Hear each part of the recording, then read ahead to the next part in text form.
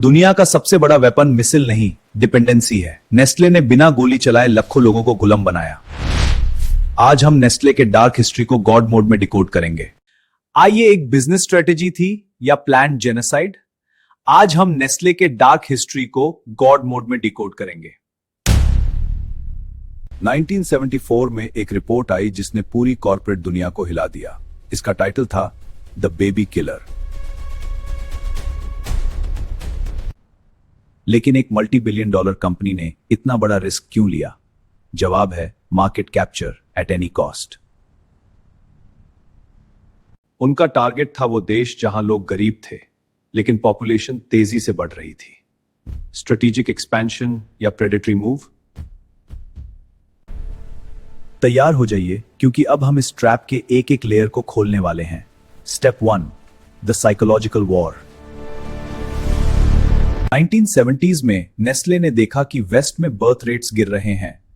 Profits बचाने के लिए उन्हें नया मैदान चाहिए था। अनहोन मिल्क नर्सेस भेजी। वो नर्सेस नहीं, ट्रेन्ड सेल्स रेप्स थी जो हॉस्पिटल्स में घुसकर मॉडर्न साइंस बेच रही थी। स्ट्रैटेजी थी शेमिंग। मदर्स को समझाया गया कि ब्रेस्ट मिल्क पिछड़ा है और फॉर्मूला वेस्टर्न स्टेटस सिंबल है। जितना ज्यादा फ्री पाउडर बनता गया उतना ही ज्यादा नेस्ले का स्टॉक ऊपर गया, पर इसका असली बिल अब बच्चों को भरना था। अब यहां आता है सबसे खतरनाक मोड।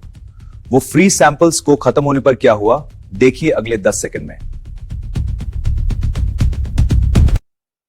जब तक फ्री सैंपल्स खत्म हुए तब तक मदर की बॉडी ने नेचुरल मिल्क प्रोड्यूस करना बंद कर दिया था। यूज लगा, अब जरूरत नहीं है। अब ट्रैप बैंड हो चुका था। मदर के पास कोई बायोलॉजिकल ऑप्शन नहीं बचा। यूजे अब हर हाल में फॉर्मूला खरीदना होगा। गरीब फैमिलीज जिनकी इनकम महीने की $10-20 थी, उन्हें मजबूरन $5 से $10 सिर्फ फॉर्मूला पर खर्च करने पड़ गए।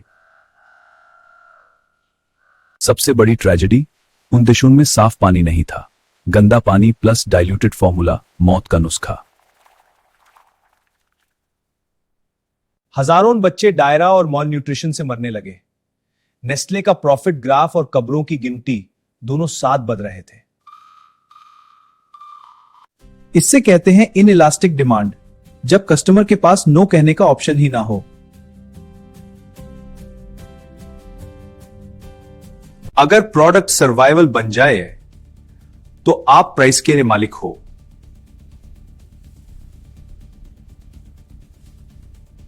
लेकिन क्या किसी ने उन्हें रोका नहीं? देखिए द रेजिस्टेंस।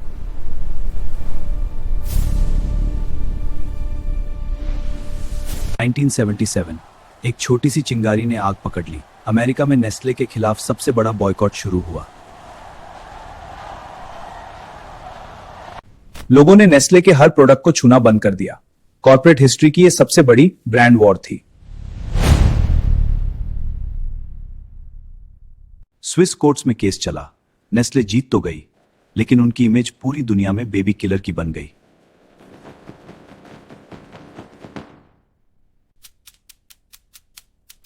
$1981 में डब्ल्यूओ ने इंटरनेशनल कोड बनाया ताकि कोई भी कंपनी दोबारा ऐसी प्रेडेटरी मार्केटिंग न कर सके।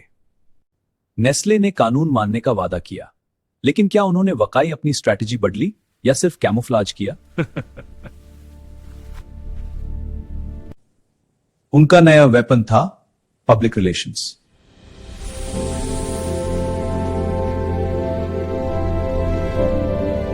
हजारों डॉलर चैरिटी में दिए ताकि लाखों का गुनाह धुल सके।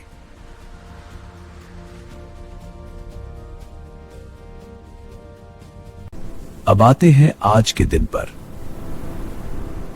नेस्ले कहां है? आज आप नेस्ले से बच नहीं सकते, वो आपकी हर शेल्फ पर हैं।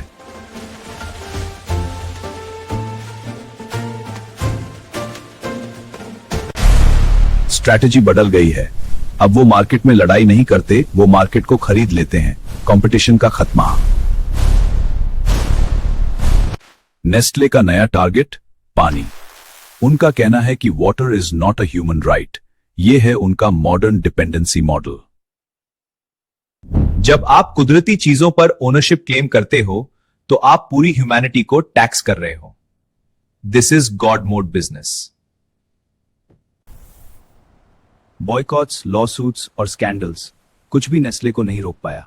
क्यों? क्योंकि उनका इंफ्रास्ट्रक्चर इम्यून हो चुका है। उनका सबसे बड़ा राज उनका प्रोडक्ट नहीं, उनका साइकोलॉजिकल वॉरफेयर है। अगले 60 सेकंड्स में फाइनल ट्रूथ। बिजनेस की दुनिया में गुड या इविल नहीं होता, सिर्फ एफिशिएंसी होती है। Nestle is the most efficient predator. कल वो फॉर्मूला था, आज वो एल्गोरिथम्स और डेटा है। डिपेंडेंसी का मॉडल कभी पुराना नहीं होता, सिर्फ प्लेटफॉर्म बदलता है। मॉरल लेसन यह है कि कभी भी किसी कंपनी को इतनी पावर मत दो कि वो आपकी सर्वाइवल को कंट्रोल करे। एनालिसिस ही आपका सबसे बड़ा डिफेंस है। अगर आप ये वीडियो देख रहे हो तो आप उनके ट्रैप से एक कदम दूर हो।